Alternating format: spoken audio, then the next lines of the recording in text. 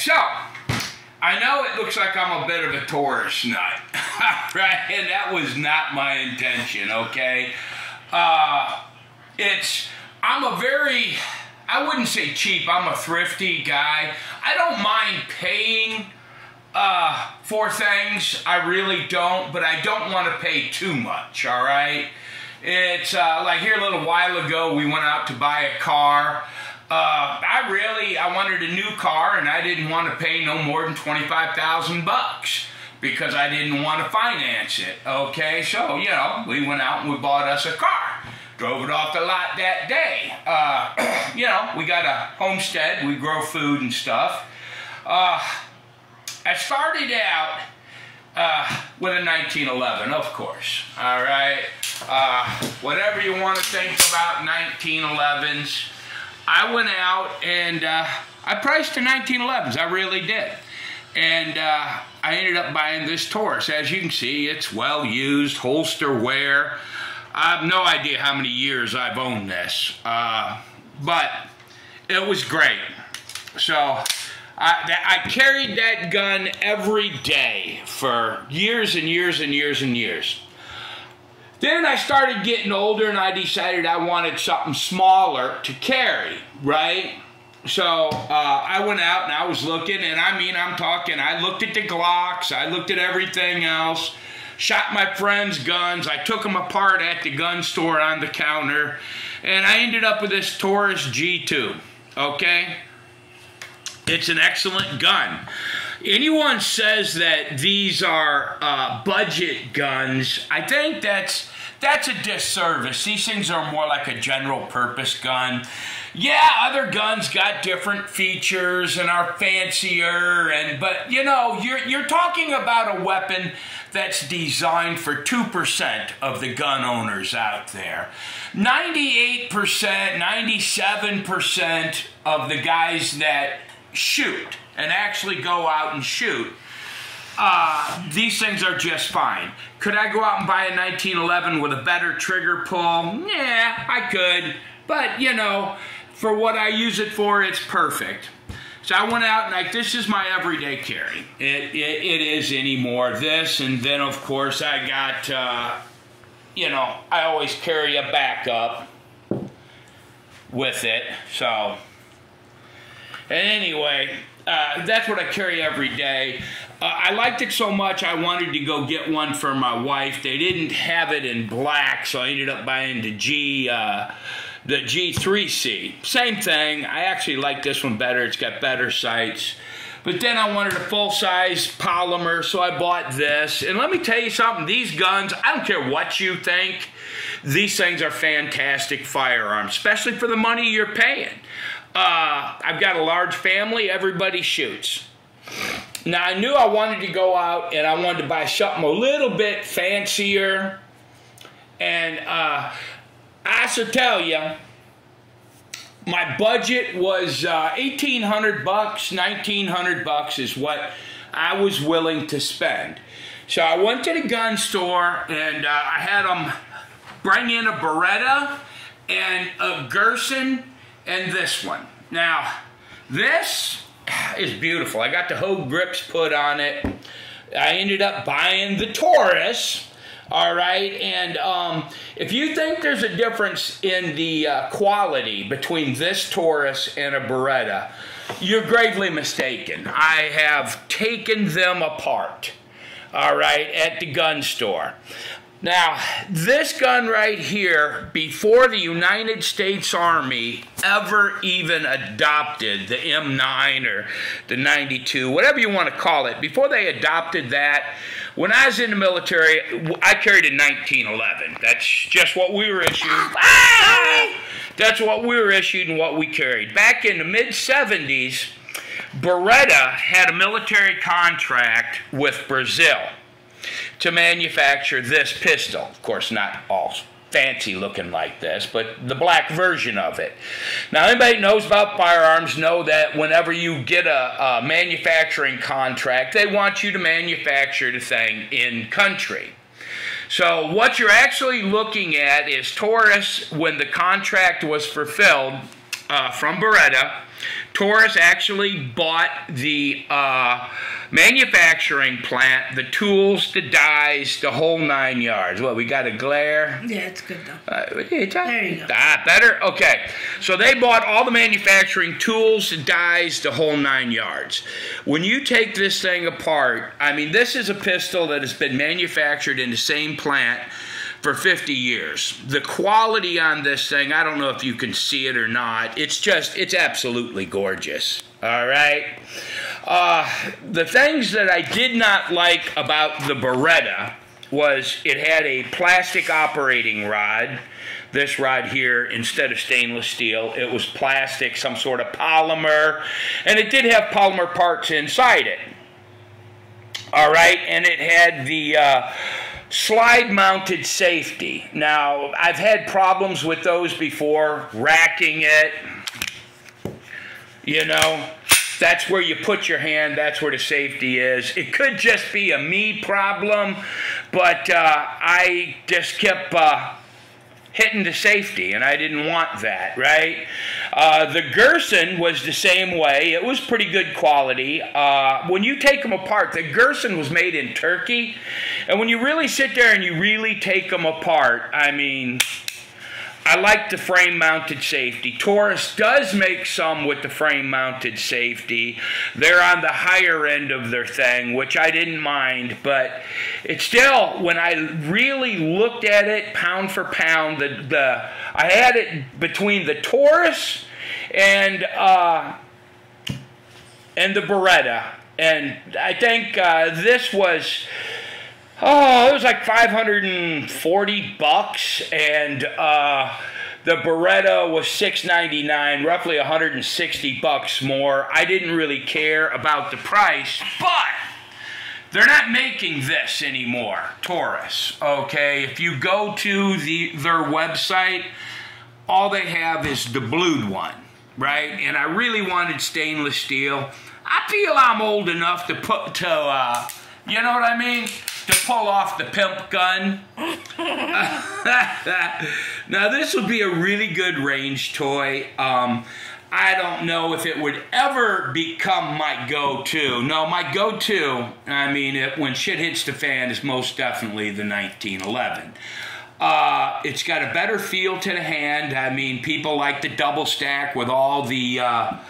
you know, with all 17 rounds, which this one has. This is strictly 8 rounds, but I was trained on it in the military. All my life I've shot these things. I mean, this is just what I shoot, right? But I did want something a little bit fancier because, you know, I'm an older feller, and all older fellers want something... you know, but yeah, as you can see, it's well worn. It's got a lot of use on it.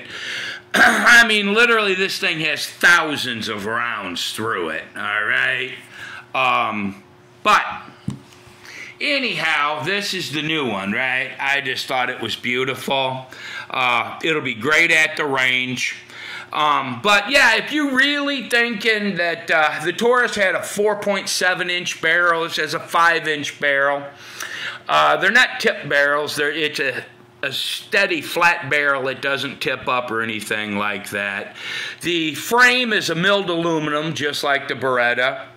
It's just highly polished. But if you go to their website, they don't have it anymore. But I bought the Hogue grips, man. Those things are nice on there, right?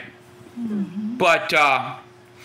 I know the reason they got rid of these in the military. Now, it's really funny. Here's where Beretta got its bad reputation. Years ago, they made a polymer pistol similar to the G3, I reckon. I can't remember the number on it. It doesn't really matter. With the trigger assembly, dropped it like that, the pistol would go off. Now, the gun snobs out there, they seized onto that to make it sound like there was really something wrong with Taurus's quality and they weren't a good gun. And, you know, rightly so, it deserved criticism about that. But they fixed the problem really good, and they haven't had a problem since. Now, let's go to the SIG. Here's the difference, okay? The SIG 320. was adopted by police forces long before the U.S. military adopted it and changed its name to the M17 for the Army, M18 for the Marines. Now, when they adopted it, the police adopted it, it had the same problem. It was still, you could drop it and that pistol would go off, just like Taurus. But SIG is a more expensive firearm. They charge more money for them, and you're not really getting value for it, in my opinion. So they kind of covered that story up. Then the U.S. military adopted it, and they were finding it did the same thing. You would drop it, and it would just go off. So they sent new trigger assemblies out to the military, and that seemed to fix the problem. So, like, if you're going to fault Taurus for a problem they had in the early 70s, you should probably be writing your congressman, tell them to get rid of the damn M17, the Sig Sauers. But since that, I've heard of no major hiccups with Taurus. There are people out there that say, oh, people buy Taurus. I was talking to a guy online, it's funny. He said, yeah, Taurus is a pistol for people who can't afford something better. Bitch. Oh, sorry. What'd you say, bitch? Honey! Sorry. I would have you know that we are Reformed Protestants and we don't call bitches bitches. All right? We deep south too. But yeah, that's nonsense. You pay for names these days anymore. And you watch the gun channels, it's really funny. You can tell which ones are getting kickback and who gets all the spoils, because they'll get on there and they'll talk all this crazy stuff. Oh, it's not, yeah, budget gun. Don't let those guys scare you away. Get out there to the gun store. They are more than happy to let you put it in your hand, take it apart. They do. They ordered 3 firearms. Well, I buy a lot from that gun store. Maybe that's why. But yeah. And look, this is only the Tauruses I own. I got a couple more around here somewhere. But I just, especially like this time, you can ask my wife. I went out and said, I am not going to buy a Taurus, didn't I? Yeah. I said, nope, not going to buy a Taurus this time. And I was leaning towards the Beretta till I actually went to my FFL, took it apart, put it on the counter with this one, and I looked at it and I'm like, man, I mean, it was only 170 bucks, but I'm not one to pay, or 160 I think, but I'm not one to pay for a name. And I gotta tell you, I have never, ever, I haven't shot this one yet, so I'd be lying, but on these right here and the other 2 that I have, I've never had a misfire. This one here, I've had 1 light strike in I don't know how many years, but that was an ammo problem. For some reason for me, on these right here, the very first time I load a magazine up and put it in there, the round got stuck about right there, and I had to do that to it. On all 3 of these, but that was only 1 time and only right out of the box. Other than that, it's, yeah. So, if you want to pay more, but for what I use, man, I'm in the middle of the country. You call the cops, they don't show up. Mm-hmm. This is our law enforcement here. I mean, even if they showed up, it'd take them a half hour to get there. But anyway, so this is the new one at my new toy.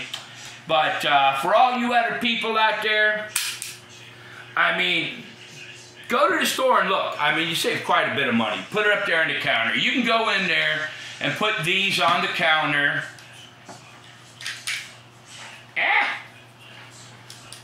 No, I can't do it because I want to do it. There it is. Isn't that how it always works? I know, right? Well, I have a short thumb. That got cut off. But yeah, you tear it apart. It's the same thing as a Beretta, man. It really is. They're simple. I've actually rebuilt the interior of this one. I don't know why I did it, because I can't tell the difference between this and this when I'm shooting them. Really can't. Anyway, that's what I got. I told the feller that I would make a video and explain these things, but yeah, so far, I mean, you know, it's like you would think I work for Taurus. I mean, but I don't. I mean, this was my first one, then every other gun when I was looking for a full-size polymer gun. I mean, I look every time I go out, I look. And I mean, between the quality of these things and what you get, yeah, it's ridiculous, you know? I feel like we should be sponsored. Yeah, we should be sponsored. Let's tell Taurus. All right. All right. Oh, are we still filming? Yes, sir. Okay. Let's talk briefly about the 3-second rule. I hear everybody, oh yeah, it's a 1911, it's a 9mm.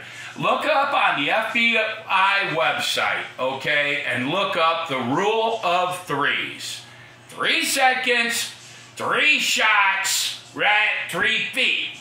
You're going to find out that most gunfights fall in that category, and the FBI was so shocked when they ran the results, they actually did it twice. You're going to find out from a 380 ACP to a 45 to anything else. Doesn't matter what caliber it is. 3 rounds will stop them. Mm-hmm. That's the average. So, yeah. I wanted 9mm because I like to have, what do you call it, caliber-friendly firearms. Now, revolvers, I don't buy Taurus revolvers. I always bought Ruger revolvers.